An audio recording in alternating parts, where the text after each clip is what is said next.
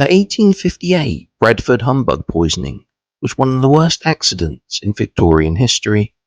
It involved the accidental arsenic poisoning of more than 200 people.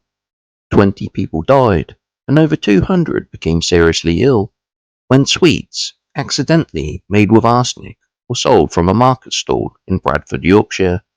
But how did sweets, sweetened with arsenic, ever come to be sold to the public? The reason was the high price of sugar. Sugarcane could not grow in the British climate, so sugar had to be brought into the country.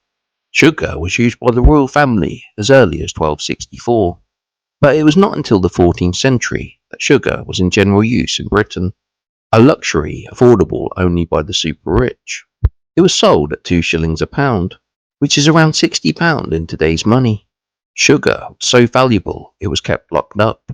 As the price of sugar was so expensive, it was often mixed with cheaper substances, and then this inferior sugar would be sold to the working classes. Mixtures such as powdered limestone and plaster of Paris. Not tasty, but perfectly safe. But what happened in Bradford in 1858? William Hardacre, known to locals as Humbug Billy, sold sweets from a stall in the Green Market in central Bradford.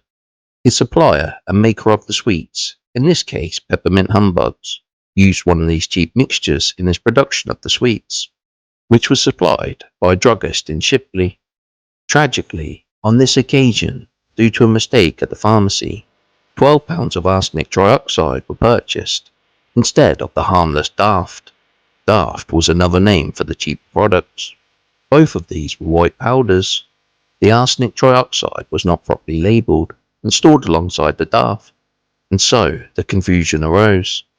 The mistake was not discovered during manufacture of the sweets, even though the finished product did look a little unusual. The sweets were made by James Appleton, who combined 40 pounds of sugar, 12 pounds of arsenic trioxide, and 4 pounds of gum, to create at least 40 pounds of peppermint humbugs. The sweets reportedly contained enough arsenic to kill 2 people per humbug. The sweets were sold from his stall that night. Of those that ate the sweets, around 20 people died, with a further 200 or so becoming severely ill.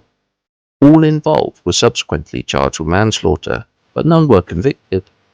The poison scandal led to the 1860 Adulteration of Food and Drink Bill, to make sure a tragedy like this never happened again.